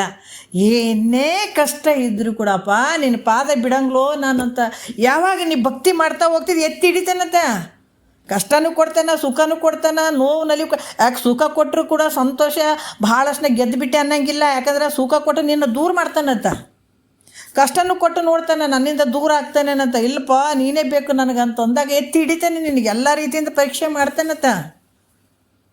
ಅದಕ್ಕೆ ಏನೇ ಇದ್ದರೂ ಕೂಡ ಮನಸ್ಸು ವಿಚಲಿತ ಮಾಡ್ಕೊಳ್ಳೋದೇನೆ, ಯಾವುದೇ ಸಂದರ್ಭ ಇದ್ದರೂ ಕೂಡ ಆ ಭಕ್ತಿ ಭಾವ ಇರುವಂಥದ್ದೇನಿರ್ತದೆ, ಭಕ್ತಿ ಭಾವ ಸದ್ಗುರುವಿನ ಮೇಲಿರುವಂಥದ್ದು, ದೇವತೆಯ ಮೇಲಿರುವಂಥದ್ದಾಗಿರ್ಬೋದು, ಅಥವಾ ಗುರು ಸಿಕ್ಕಾಗ ಗುರುವಿನ ಮೇಲೆ ಇಡುವಂಥ ಭಕ್ತಿ ಅಚಲ ಆಗಿರಬೇಕು.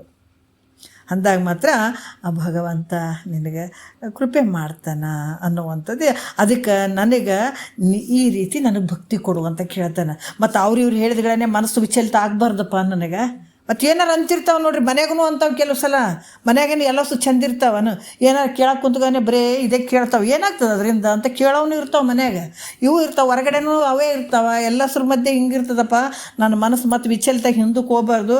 ಅದಕ್ಕೆ ನನಗೆ ನಿಜ ಭಕ್ತಿನೇ ಕೊಡು ನೋಡು. ಎಂಥ ಪ್ರೇಮ ಅಂದರೆ ಎಂಥ ಸಂದರ್ಭ ಬಂದರೂ ಕೂಡ ನಿನ್ನ ಮ್ಯಾಲಿರುವಂಥ ಪ್ರೇಮ ನನ್ನ ಹೋಗ್ಬಾರ್ದು. ಅಷ್ಟು ಅಚಲಿತವಾದಂಥ ನನಗೆ ಭಾವ ಕೊಡುವಂಥ ಪರಮಾತ್ಮನನ್ನು ಕೇಳ್ಕೊಳ್ತಾ ಇದ್ದಾನೆ ಭಕ್ತ ಆದಂಥವ. ಮತ್ತೆ ನಾಳೆ ನೋಡೋಣ, ಒಳ್ಳೆ ವಿಚಾರಗಳು ಹೇಳ್ತಾ ಇದ್ದಾರೆ. ಒಂದೆರಡು ಮಂದಿ ಗುರುಗಳ ಪಾದಕ್ಕೆ ಅರ್ಪಿಸಿ ಹರವು.